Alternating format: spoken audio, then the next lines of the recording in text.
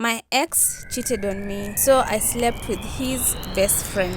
On my 4th year, I slept with a lecturer to pass. I was at a party after blacking out. These are confessions that live behind closed doors. Raw, unfiltered, and real. My wife hasn't touched me in almost a year. Where? What does a red-dyed woman mean? And do we have red-dyed men? She can't tell her husband that she's been sleeping with you. I stopped going to shags. I cut communication for a while. Welcome to Raw and Real Confessions, the show where we read the juiciest, funniest, and sometimes the heaviest secrets from you. I am your host, Fanny Swangare.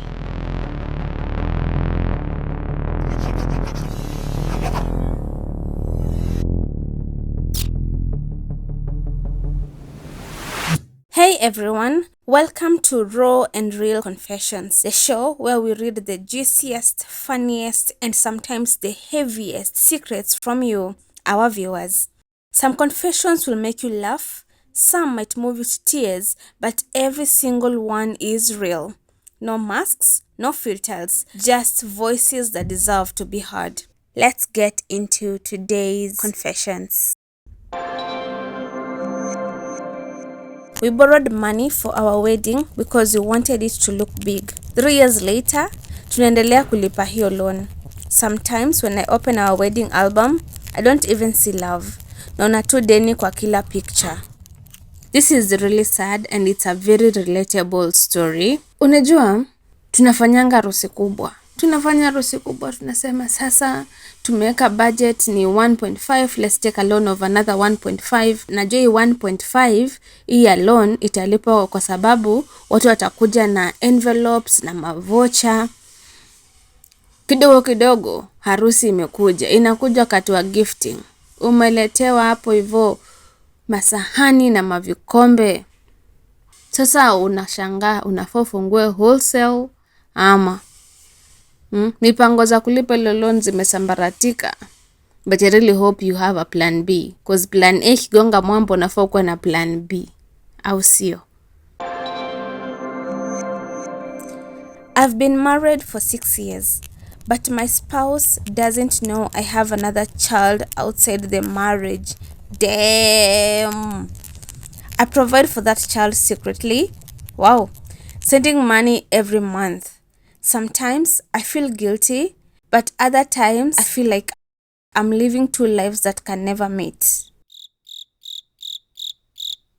Another person says, sometimes when my spouse starts bringing up a topic I know will end in an argument, I just pretend to be asleep.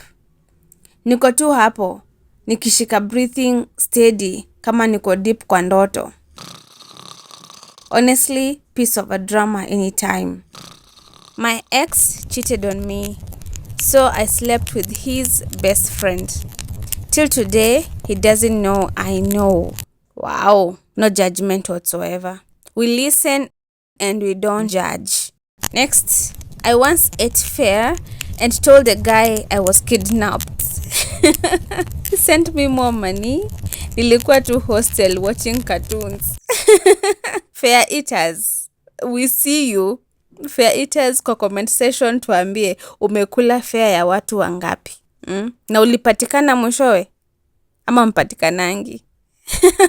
I dated a guy just because he always bought me KFC. Zero feelings, only chicken. I'm going cuckoo, so cuckoo. My bestie's ex has been texting me late at night, and I think I'm starting to catch feelings. Catch them. Guilt is killing me. I just don't understand why someone can't date or go on a date with their bestie's ex. They broke up. They're no longer together. They're no longer a thing.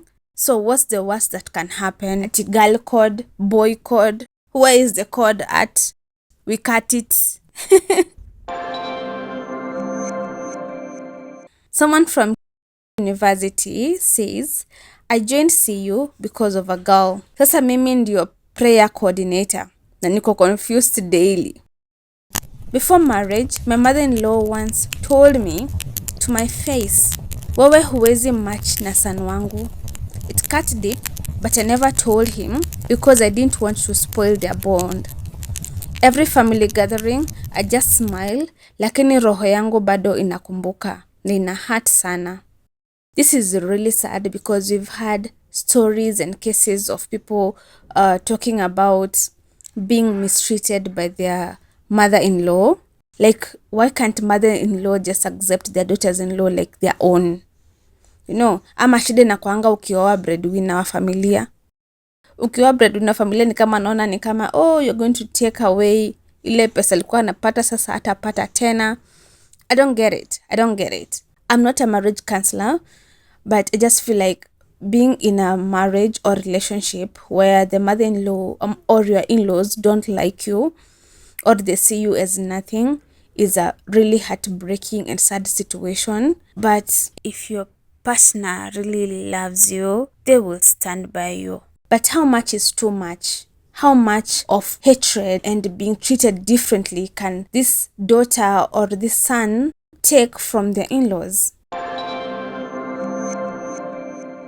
I once fell asleep in class, drooled on my desk, and woke up to find the lecturer taking a selfie with me. Wow, maybe your lecturer ni content creator. Content ni content. Can we get that selfie for frame? I promise we'll hide it or even blur it. Don't send it though. We keep it anonymous here. I was studying at university. On my 4th year, I slept with the lecturer to pass. Na bado nikaanguka. Now I just feel stupid and ashamed. Can I send the name of the lecturer? Okay, no, you cannot send the name of the lecturer and you cannot send the name of your school. Sometimes we do things out of desperation. You are not alone and shame shouldn't define you. Okay? I work as a shamba boy for a family. The husband leaves for work every day, but the wife works from home. Kitu moja ikalidi kwa ingine na tukaanza kulala pamoja. Sasa niko trapped. I need the job, but I also want out. I fear if I stop, she might get me fired, or worse, tell her husband. Bro, she can't tell her husband that she's been sleeping with you. But yes, she can get you fired. But brother, you're farming in very dangerous land. Hiyo shamba itakumeza. I secretly did a DNA test on my 2 kids and both the results showed I'm not the father. Hata sijawahi ambia my wife because I don't even know how to start that conversation.